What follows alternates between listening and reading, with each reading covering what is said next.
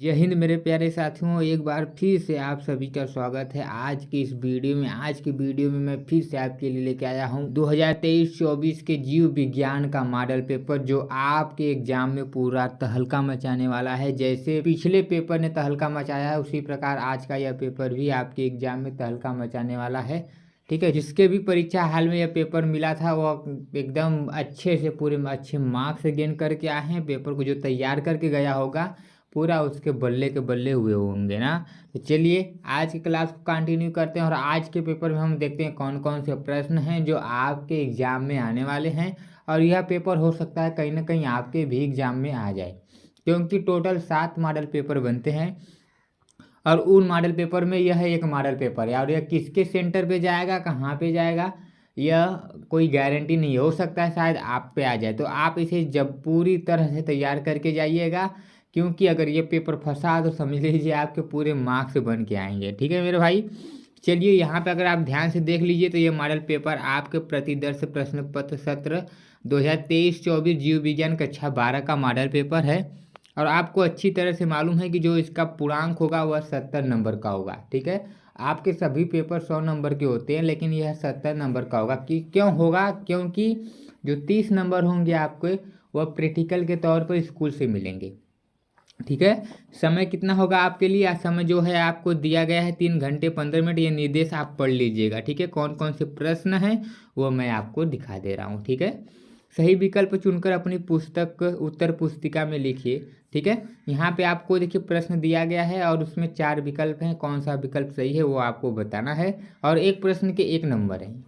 ठीक है, तो ये रहा मॉडल पेपर पूरी तरह से। पहले एक बार मैं आपको मॉडल पेपर दिखा दे रहा हूँ। देखिए ये है आपका मॉडल पेपर जो कहीं ना कहीं आपके एग्जाम में आने वाले हैं। ठीक है, इसके अगर ये मॉडल पेपर आपके एग्जाम में नहीं आएगा ना तो ध्यान रखिएगा कि ये पेपर के प्रश्न से जरूर फंसने वाले हैं आपके पेपर में। ठीक है, यहाँ पे बहुत से पिछले पेपर मैंने जितने भी दिए हैं सभी आपके पेपर फंसे हैं और उसके जितने भी प्रश्न हैं वो भी फंसे हैं। ठीक है, ऐसा मेरे दोस्तों का कहना था, मेरे साथियों का कहना था। ठीक है, तो इसके लिए अभी चैनल को सब्सक्राइब कर लो, वीडियो को लाइक कर दो, क्योंकि अगर चैनल को सब्सक्राइब करके रखोगे तो और भी मॉडल पेपर जो बाकी प्रश्न के पेपर के बचे हैं वो अभी मैं आपको इसी चैनल पे प्रोवाइड कर दूंगा। इसके लिए आपको चैनल को क्या करना होगा, सब्सक्राइब करके रखना होगा। ठीक है, तो अभी चैनल को सब्सक्राइब कर लो। इसका पीडीएफ चाहिए तो चैनल को सब्सक्राइब करके कमेंट में मैसेज कर देना, मैं आपको पीडीएफ भी इसका दे दूंगा। ठीक है, आप इसको तैयार कर लीजिएगा। ठीक है, चलिए प्रश्न को देख लेते हैं। प्रश्न क्या है, प्रश्न में देखिए निम्नलिखित में से कौन सा भाग पुष्प नर जनन अंग का प्रतिनिधित्व करता है। ठीक है, यहाँ पे 4 ऑप्शन दिया है, जो होगा सही वो आप कर लीजिएगा। ठीक है, मनुष्य में संतान का लिंग निर्धारण होता है, ये भी आप कर लीजिएगा। जेनेटिक इंजीनियरिंग का उपयोग होता है। निम्नलिखित में से किसे भारत में जैव विविधता का तप्त स्थल समझा जाता है। तो इसके लिए 1-1 नंबर ही मिलेंगे।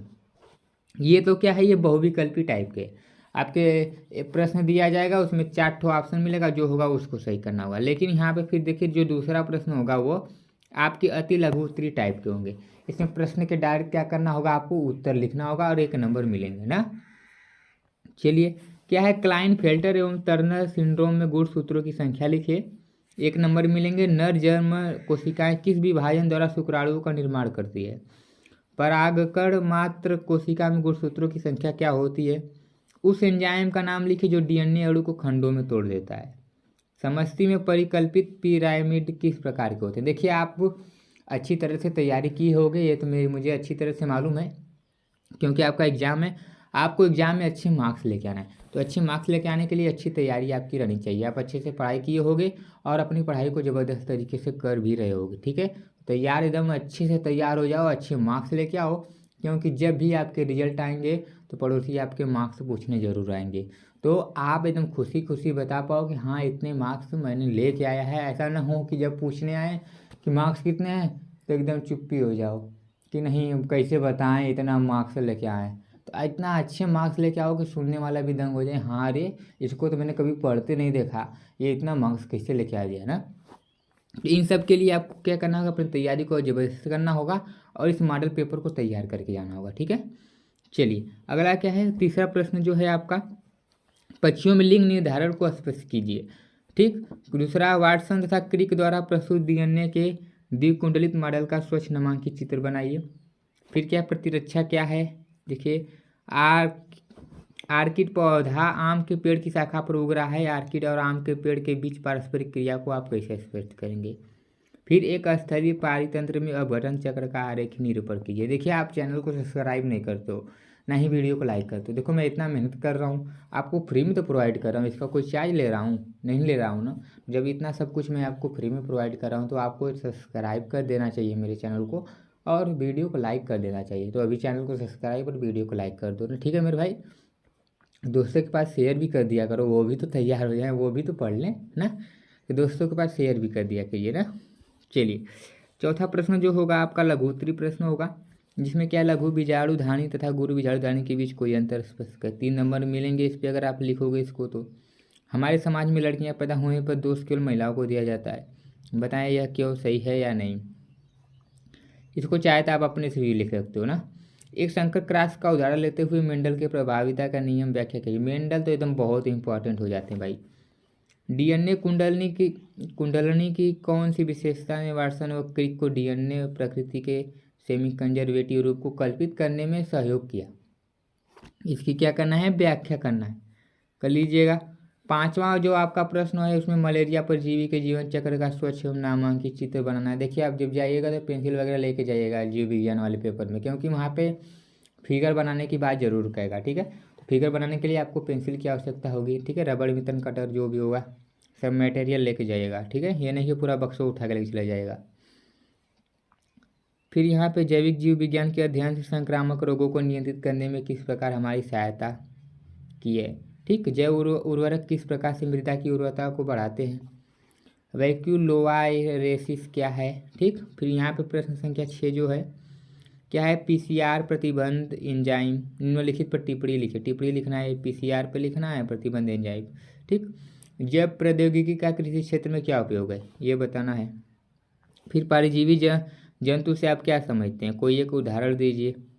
फिर निम्नलिखित में अंतर स्पष्ट कीजिए। उत्पादन एवं अपघटन में अंतर बताना है हमको, परिजीविता एवं सहभोजिता में अंतर बताना है, ठीक है। अब आइए दीर्घ उत्तरी प्रश्न, जो क्या है आपके अच्छे नंबर देते हैं, 5-5 नंबर के होते हैं ना। तो यहाँ पे देखिए जो 7वां प्रश्न है इसमें अथवा करके 2 प्रश्न दिया है, यानी कि आपको अगर ऊपर वाला आ रहा है तो ऊपर वाले को लिखिए, नीचे वाला आ रहा है तो नीचे, लेकिन लिखना क्या है? एक ही प्रश्न करना है, ठीक है। जैसे 7वां में है कि मनुष्य के नर जनन तंत्र का सचित्र वर्णन करिए, इसके शुक्राणु कहाँ संचित रहते हैं। अगर ये वाला आ रहा है प्रश्न तो आप ये करिएगा, नहीं तो पुष्पी पादपों में लघु बीजाणु जनन का सचित्र वर्णन कीजिए, ये वाला करिएगा। दोनों में से जो अच्छे से आए, अगर दोनों आ रहा है ना तो दोनों में से जो सबसे बढ़िया से आए उसको लिखिएगा, ठीक है। अब 8वां प्रश्न में भी अथवा ही करके दिया है, आपको 5 नंबर मिलेंगे, ठीक है। आनुवंशिक कूट क्या है, इसकी मुख्य विशेषताओं का वर्णन कीजिए। या जैव विकास किसे कहते हैं, भूवैज्ञानिक कालों में होकर पादपों के विकास का सचित्र वर्णन कीजिए। यहाँ पे भी 2 प्रश्न है, दोनों में से जो अच्छे से आएगा उसको लिखिएगा, ठीक है। पादपों की जाति विविधता 22%, जंतुओं 72% की अपेक्षा बहुत कम है।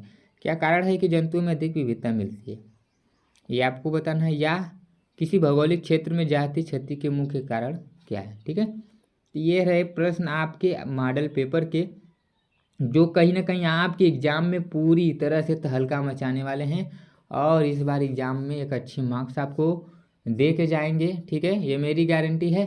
और अगर अभी तक आपने वीडियो को लाइक नहीं किया तो वीडियो को लाइक कर देना, ठीक है। तो परीक्षा के लिए आपको बेस्ट ऑफ लक। माँ सरस्वती से यही प्रार्थना होगी कि आप अच्छे मार्क्स गेन करके आओ पेपर में, ठीक है।